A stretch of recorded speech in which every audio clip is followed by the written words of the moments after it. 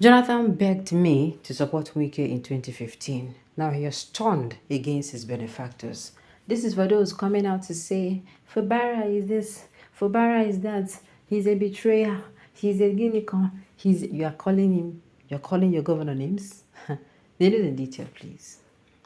Former Information Minister and Ijaw leader Chief Edwin Clark has revealed how former President Goodluck Jonathan prevailed on him to support the governorship ambition of Nyesom Wike in Rivers State in 2015.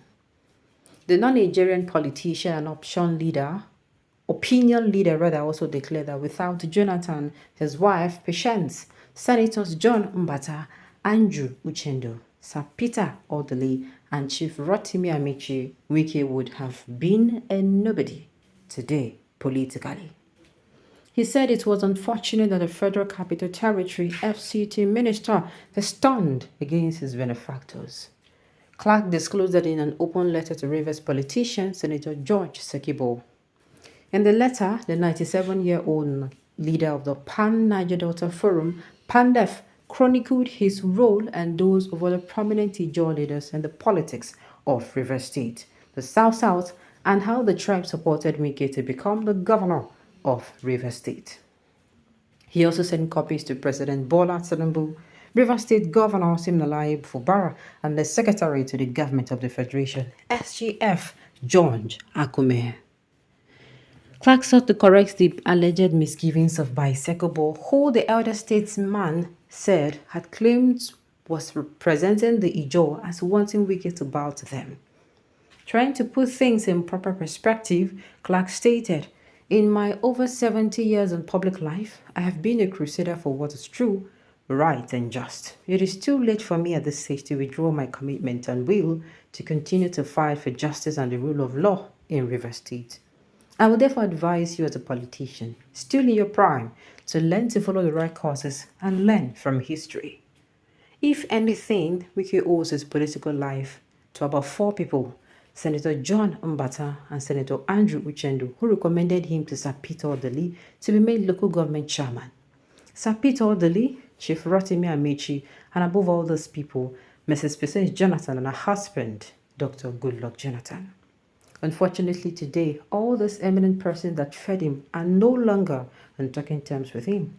My dear son, the Ijaws have made sacrifices for the survival of and growth of all tribes in Rivers State, including Barrister Nyesom Wike, without expecting the beneficiaries of such Ijaw kind gestures to be excessively sublime towards them or expect them to lay on the ground for Ijaws to step on them. Nyesom Wike knows that aside from God, the biggest players who have supported him to rise to his political level today are the Jaws, including myself. I am sure he knows the roles I have played in this political ascendancy. There is therefore no need to be apologetic to Barrister Nyesom Wike when there is no offense. Clark recalled that after several election cycles where Ijaws were bypassed for Rivers governor, they insisted that an Ijaw must take the post in 2015. But President Jonathan and his wife, Dame Patience, appealed on Wike's behalf. All Ijaw people under the leadership of 4-time Minister Alaba Tony Graham Douglas insisted for an Ijaw man to take the lead. This was only fair and just as so many Ijaw sons and daughters with all manners of qualification presented themselves. Almost all of them had held top positions, both at the state and federal levels. None doubted the fact that this was the turn of an Ijaw man. Therefore, when the then First Lady, Mrs. Patience Jonathan, sent Barrister Nyesom Wike to me to intimate me of his ambition and solicit my support, I did not give it because I felt it was against the laws of fairness and natural justice. I insisted that it was unfair and unsellable for another upland person to be governor again, immediately after 3 upland persons in succession. The next visit to my house by some Ijaw chiefs from Rivers State, including His Excellency Chief Rufus Ada George, former governor of the state, Chief A.K. Hosfall, former managing director, OMPADEC, OMPADEC, and former DG, DSS, and NRA, and His Royal Highness EMB Operum Onyeshi Eche. They insisted that President Jonathan should be invited to the meeting. Fortunately, he responded to my call and joined. At that occasion, they emphasized that it would be very unfair for them, being the majority, to be shut out for a period of 16 years and another Equerry man taking power to make it 24 years. President Jonathan pleaded and pleaded with us that we needed to give Wike a chance during an election year in which he was seeking to return to office at the center. However, Barrister Wike was supported by the then President Jonathan and his wife, although this was a shock to the entire Ijaw people in Rivers State and in all other states. For the sake of peace, he supported Wike to contest the election. Clark recalled how he just fought against the military during the 2019 governorship election to ensure Wike's re-election as Rivers State governor, adding there was no time they just asked Wike to bow down and worship them all through his 8 years as governor of the state. This was because they did it for justice. Clark and Wike could not afford not to support an Ijaw candidate for the 2023 Rivers State governorship election because doing otherwise would have cost his party to the state. He said within the PDP, there were over 10 very highly qualified Ijaw sons, including the present SSG, Dr. Tammy Danagogo, a PhD holder in private and public law and a former minister of sports. In his fundamental right to make a choice, Wike preferred to support Siminalayi Fubara as governor of the state. Recall that Barrister Wike mocked and even taunted you when you declared interest in contesting for governorship of the state. Fortunately, his choice worked for his son to become governor. Let me state that if he did not bring an Ijaw son as governor, PDP would have lost woefully in Rivers State, and an Ijaw son from any of other political parties would have still won. It was therefore in his own self-interest that he brought Siminalayi Fubara.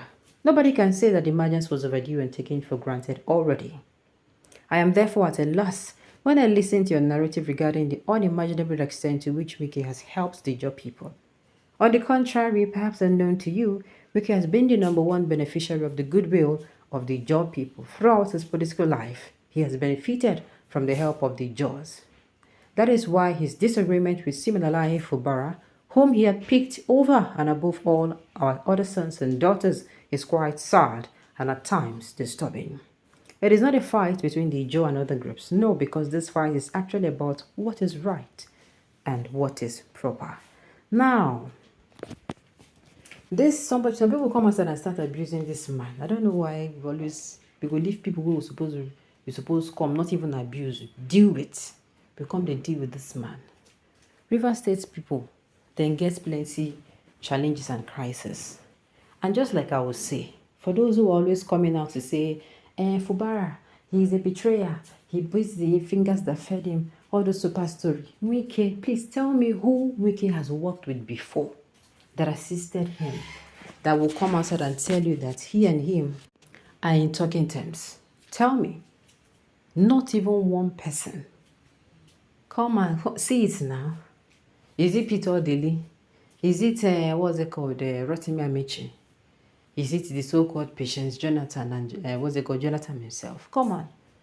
So at the end of the day, leave Rivers people, they'll sort their issues. My own is same Fubara should make sure he delivers good governance to the people of Rivers State. He owes it to them. Anyhow, whether they smuggle him like a drug or enter there, whether he come in through the back door or he fell from heaven, he should make sure he delivers good governance to the people of Rivers State. Alright, on this note, you've come to the end of the news. So thank you for telling me to listen until I come here next time. Enjoy.